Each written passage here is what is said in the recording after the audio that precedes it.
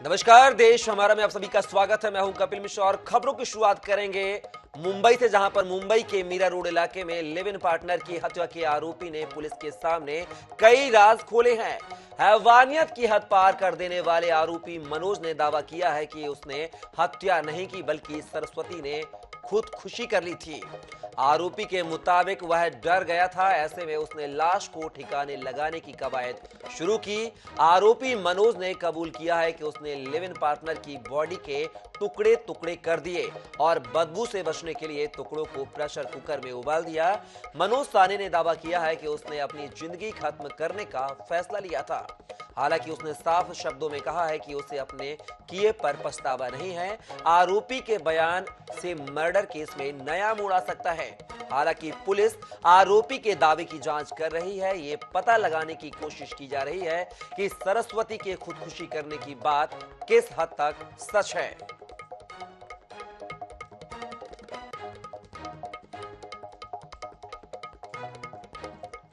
Wrestlers और ब्रजभूषण शरण सिंह के खिलाफ जारी जंग में एक नया मोड़ आ गया है। जंतर मंतर पर धरने में शामिल रही एक महिला पहलवान पुलिस की सुरक्षा में ब्रजभूषण सिंह के घर पहुंची। महिला पहलवान करीब 15 मिनट तक ब्रजभूषण के घर पर मौजूद रही। हालांकि पहलवान की पहचान और मुलाकात की वजह सामने नहीं आई है। इसे लेकर तरह तरह के कयास लगाए जा रहे हैं। अलग अलग लोगों की अलग अलग राय सामने आ रही है। कोई इसे समझौते की कोशिश करार दे रहा है, तो वहीं कई लोग इसका कनेक्शन नाबालिग पहलवान के बयान बदलने से जोड़कर देख रहे हैं। इधर इंटरनेशनल रेफरी जगवीर ने चौंकाने वाला बयान दिया है। उन्होंने ब्रजभूषण पर गंभीर आरोप लगाया है। उन्होंने कहा है कि WFI चीफ और उसके साथियों ने नशे में बच्चों के साथ गलत व्यवहार किया है। एक इवेंट में ब्रजभूषण पहलवान को छू रहे थे। महिला रेसलर असहज नजर आ रही थी। ऐसा लगता है कि उस दिन कुछ तो गलत हुआ है। हैं जूनियर के बच्चे थे, वो 20 साल से नीचे के, तो बच्चों को ज़्यादातर पहलवान शाकाहारी है और थाईलैंड वगैरह में सी फूड ऑयली फूड ज़्यादा मिलता है, तो बच्चे वो खा के तंग हो चुके थे। तो प्रेसिडेंट साहब ने कहा कि आज आपके लिए इंडियन फूड की व्यवस्था करते हैं। ठीक है, बच्चे भी बड़े खुश थे, पूरा कॉन्टिजेंटल बड़ा खुश था, भाई बड़े अच्छे प्रेसिडेंट आए हैं और आज इंडियन फूड की व्यवस्था होगी, तो सब बच्चे बड़े खुश थे। लेकिन जो शाम के समय जब डिनर पे जो हमने एक्सीडेंट देखा, वो एक ऐसो बनी है, बहुत ही भद्दा प्रदर्शन था। जो प्रेसिडेंट था और उसके जो साथी थे वो सब नशे में, फुल नशे में थे और उन्होंने बच्चियों के साथ जो व्यवहार किया वो ऐसो बनी था, जो हम कहने में भी शर्म आती। सागर जिले के मंत्रियों के बीच मनमुटाव और झगड़े की खबरों के बाद संगठन और सरकार के स्तर पर मेल मिलाप कराया गया। सीएम शिवराज ने तीनों मंत्रियों और विधायकों की क्लास भी लगाई, लेकिन क्या इससे मामला सुलझ गया? ये सवाल इसलिए क्योंकि प्रदेश प्रभारी मुरलीधर राव की मौजूदगी में सामने आई तस्वीरें कुछ और कहानी बयां कर रही हैं।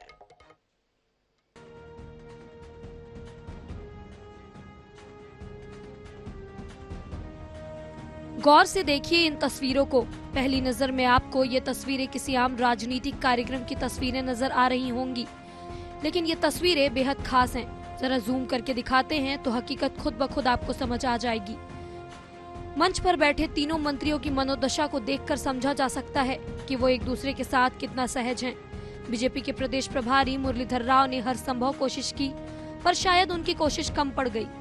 मंच पर बैठे महानुभावों के चेहरों के अलग अलग भाव दूध का दूध और पानी का पानी करने के लिए काफी हैं। इन तस्वीरों के सामने आने के बाद सबसे बड़ा सवाल ये है कि आखिर कैसे थमेगा असंतोष। कांग्रेस इसको लेकर चुटकी ले रही है, तो वहीं बीजेपी इस मसले पर कुछ भी बोलने से बचती नजर आ रही है। देखिए, कांग्रेस पार्टी हमेशा इस बात को कहती आई है कि भारतीय जनता पार्टी में आपसी मनमुटाव और सिरफुटअव्वल चरम सीमा पर है। सागर जिला इसका एक बड़ा उदाहरण है, जहां पर 3 कद्दावर मंत्री और जिसमें से एक सिंधिया समर्थक है, उन्होंने एक तीसरे मंत्री के खिलाफ जो है मोर्चा खोल के रखा हुआ है। 2-3 बार सामंजस्य बनाने के प्रयास करने के बावजूद जब मामला शांत होता नहीं दिख रहा है, इससे साफ जाहिर है कि आज मध्य प्रदेश में हर जिले में हर स्तर पर कांग्रेस भारतीय जनता पार्टी में लगातार मनमुटाव की स्थिति बनी हुई है। देखिए, मध्य प्रदेश में भारतीय जनता पार्टी का संगठन पूरी निष्ठा के साथ आने वाले चुनावों के लिए काम कर रहा है। हमारे सरकार के जितने भी मंत्री, पदाधिकारी, जनप्रतिनिधि हैं, वह सभी सरकार की जन कल्याणकारी नीतियों को पायदान के आखिरी व्यक्ति तक पहुंचाने के लिए काम कर रहे हैं और उसी दिशा में आगे बढ़ रहे हैं। यह सब चीजें गुटबाजी तो कांग्रेस पार्टी की परंपरा रही है। भारतीय जनता पार्टी का संगठन सदैव एक दिशा में काम करता है और एकजुटता के साथ लगातार काम करता है। 18 साल से प्रदेश की सत्ता पर काबिज बीजेपी के मंत्रियों के बीच चल रही अदावत पार्टी के लिए अच्छा संकेत नहीं है। चुनावी साल में पार्टी के हैवीवेट मंत्रियों के बीच तकरार पार्टी के लिए संकट का सबब बन सकती है। ऐसे में वक्त की नजाकत को समझते हुए जितनी जल्दी हालात सामान्य होंगे, पार्टी के लिए उतना ही बेहतर होगा। भोपाल से मनीष त्रिपाठी की रिपोर्ट। जनता से जुड़ाव के लिए बीजेपी नई कोशिश कर रही है। बीजेपी प्रदेश अध्यक्ष वीडी शर्मा ने टिफिन पॉलिटिक्स शुरू कर दी है। खजुराहो दौरे पर पहुंचे शर्मा ने बुजुर्ग नेताओं, कार्यकर्ताओं के साथ टिफिन शेयर करके बैठक की है। बीजेपी की टिफिन पॉलिटिक्स को नेताओं की नाराजगी दूर करने के रूप में भी देखी जा रही है। सभी विधानसभाओं में बीजेपी के वरिष्ठ कार्यकर्ताओं के साथ टिफिन पार्टी का सुझाव दिया था। क्षेत्र में खजुराहो में सभी वरिष्ठ कार्यकर्ताओं के साथ टिफिन पार्टी का आयोजन किया। माननीय प्रधानमंत्री जी ने, राष्ट्रपति जी ने पूरे देश के अंदर सभी विधानसभाओं में सभी प्रमुख वरिष्ठ कार्यकर्ताओं के साथ टिफिन पार्टी का आयोजन करना है। ये आत्मीयता और ये पारिवारिक भाव भारतीय जनता पार्टी में जो हमेशा से रहा है, आज मुझे आनंद है कि सभी यहाँ के हमारे वरिष्ठ लोगों के साथ टिफिन पार्टी करने का जो अवसर मिला। टिफिन पार्टी को लेकर कांग्रेस का कहना है कि अब बीजेपी कोई भी बैठक कर ले, जनता इनसे परेशान है। वहीं बीजेपी का कहना है कि पार्टी के वरिष्ठ नेताओं और कार्यकर्ताओं का साथ मिलता रहा है। देखिए, अब कैसी भी बैठक कर ले, चाहे टिफिन की कर ले, चाहे कहीं पर भी बैठने की बैठक कर ले, जनता अब ऊब चुकी है। 18 साल से परेशान है जनता, रोडों पर है। इनके खिलाफ चाहे किसान हो, चाहे कर्मचारी हो, चाहे बेरोजगार युवा हो, चाहे गृहिणी हो, चाहे महिलाएं हो, सभी एक सुर में। लगातार भारतीय जनता पार्टी के वरिष्ठ कार्यकर्ता, वरिष्ठ नेताओं का मार्गदर्शन पार्टी के वर्तमान पीढ़ी को मिल रहा है। लगातार जुड़े हुए हैं। साथ में भोजन करने की जो धीरे धीरे परंपरा, घर में भी लोग साथ में भोजन नहीं करते और नीचे जिले और मंडल तक में भी हम इन कार्यक्रमों को करके भारतीय जनता पार्टी एकजुट होकर के पूरी शक्ति के साथ आगे बढ़ेगी, ये संकल्प। बीजेपी की टिफिन पार्टी संगठनात्मक छवि बेहतर दिखाने की कोशिश है या चुनावी साल में नाराज नेताओं को मनाने का तरीका है, ये तो बीजेपी जाने। लेकिन टिफिन पार्टी को लेकर सियासी हलकों में कई तरह के अनुमान लगाए जा रहे हैं। भोपाल से मनीष त्रिपाठी की रिपोर्ट। और चलिए बात कर लेते हैं विकास का गढ़ छत्तीसगढ़ की। छत्तीसगढ़ में राजीव गांधी किसान न्याय योजना के तहत किसानों को प्रति एकड़ 9,000 की राशि दी जा रही है। राजीव गांधी किसान न्याय योजना ने कैसे बदली छत्तीसगढ़ के किसानों की जिंदगी, कैसे न्याय के संबल से सबल हुए अन्नदाता किसान, देखिए हमारी इस खास रिपोर्ट में। छत्तीसगढ़ को धान का कटोरा कहा जाता है, लेकिन कर्ज और उपज के लाभकारी कीमत के अभाव में किसान कृषि को छोड़ने लगे थे। किसानों को खेती बोझ लगने लगी थी।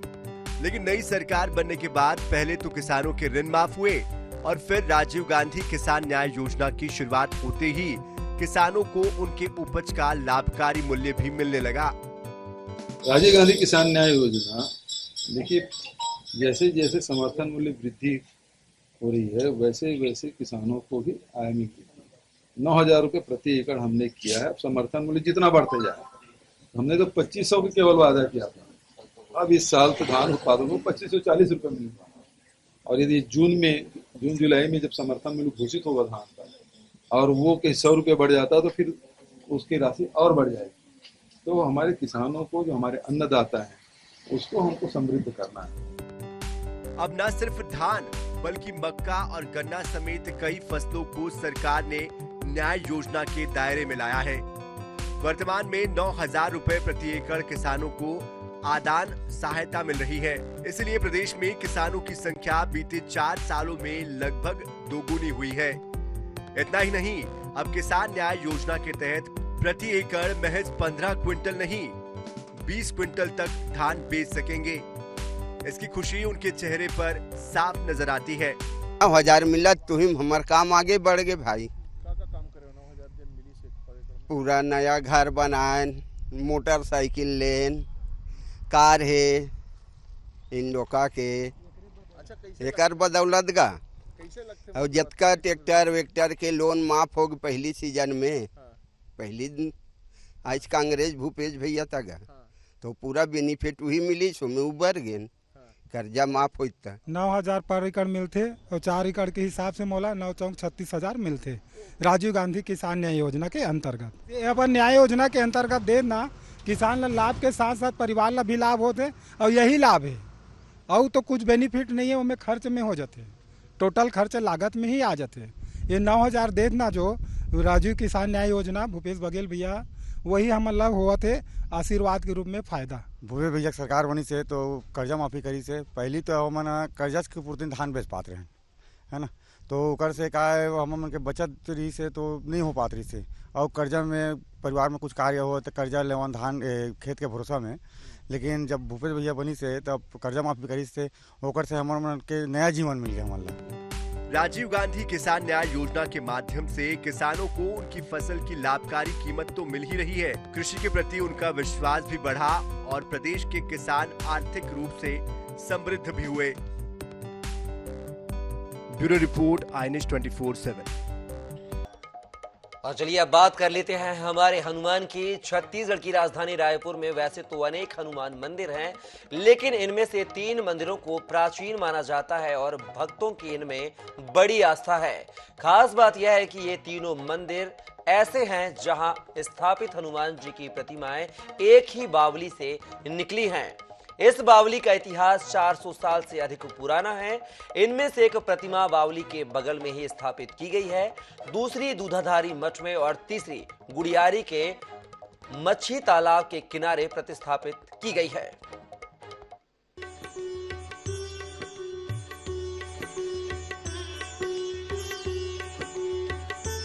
आज हम आपको बावली वाले हनुमान जी का मंदिर ले चलते हैं। पुरानी बस्ती के नागरीदास मठ और जैतू साव मठ के बीच बावली वाले हनुमान जी का मंदिर है।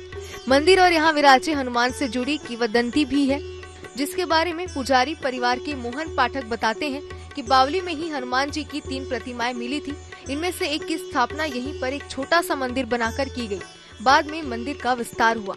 देखिए, मंदिर लगभग 400 साल पुराना है और जैसे इतिहास में जाएंगे तो पहले ये घनी जंगल हुआ करता था और जंगल में जहाँ आज बावली विद्यमान है, बावली के पास जब एक गाय आती थी तो उसके थन से अपने आप दूध निकल जाया करता था। पुराने लोग जब वहाँ पर खुदाई करके देखे तो आयताकार बावली निकला था, जिसमें 3 हनुमान जी महाराज प्रकट हुए थे और जिनकी मूर्तियाँ प्राप्त हुई, जो कि एक यहाँ पर, एक दूधाधारी मठ में और एक मच्छी तालाब गुड़ियारी में स्थित है। सभी की मनोकामनाएं पूरा करने वाले हैं।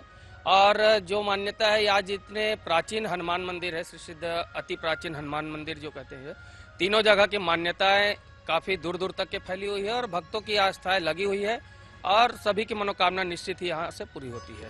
पुरानी बस्ती की जिस बावली में हनुमान जी की प्रतिमाएं मिली हैं, उसके बारे में कहा जाता है कि चाहे कितना भी सूखा पड़ा हो या बारिश कम हुई हो, बावली आज तक नहीं सूखी। बावली में हमेशा पानी भरा रहता है। बावली में कई कछुए हैं, जिनकी वजह से बावली का पानी प्रदूषित नहीं होता। हाल ही में बावली की सफाई के दौरान दीवार पर एक अद्भुत बंदर की आकृति नजर आई, जिसे देखने के लिए लोगों का हुजूम उमड़ पड़ा। बावली को खाली कराने की तमाम कोशिशें की गई, लेकिन वहां का जल स्तर अधिक होने के कारण पूरा खाली नहीं कराया जा सका। अक्षय तृतीया व परशुराम जयंती पर उस आकृति में बंधन का चोला चढ़ाकर उसकी पूजा अर्चना की गई। वार्ड के पार्षद जितेंद्र अग्रवाल का कहना है कि इस जगह को संवारने के प्रयास किए जाएंगे। यह वार्ड लक्ष्मी नारायण दास वार्ड बहुत पुराना है, ऐतिहासिक वार्ड है। ये हेरिटेज वार्ड भी घोषित किया गया है। यहाँ पर बहुत सारे मंदिर, ऐतिहासिक धरोहर भी है और उसी कड़ी में हमने एक बावली है जिनका साफ सफाई का कार्य किया जा रहा था। तो निश्चित है, हमने साफ सफाई का कार्य जैसे शुरू किया तो वहाँ पर हमको एक हनुमान जी की एक आकृति दिखाई दी, जो एक थोड़ा सा धुंधला टाइप का था, जिसको हमने सफाई किया तो निश्चित ही एक हनुमान जी का एक आकृति था, बंदर के रूप में था। इनका दर्शन लाभ लेने के लिए हमारे क्षेत्र के मुखिया माननीय भूपेश बघेल जी भी मुख्यमंत्री जो छत्तीसगढ़ शासन वहां पर आए थे और लगातार दर्शनार्थियों का तांता भी लगा हुआ था। मान्यता इतनी ज्यादा है कि दूर दूर पूरे छत्तीसगढ़ प्रदेश देश से लोग यहाँ आके इसका दर्शन कर रहे हैं। निरंतर यहाँ पे तांता लगे रहता है भक्तों का। और ये यहाँ पे जो यहाँ के जो पुजारी एवं पार्षद ने निर्णय लिया है कि साल में एक बार इस बावली का पानी खाली कराया जाएगा और फिर हनुमान जयंती के दिन इनका दर्शन किया जाएगा। बावली से निकली हनुमान जी की तीनों प्रतिमाओं की खासियत यह है कि ये तीनों स्वरूप में एक जैसी है, साथ ही आकार में अपेक्षाकृत विशाल लगती है। इन तीनों हनुमान जी के प्रति भक्तों की अटूट आस्था है। मान्यता है कि तीनों जगह मनोकामनाओं की पूर्ति होती है। रायपुर से INS 24/7 के लिए मोनिका दुबे की रिपोर्ट।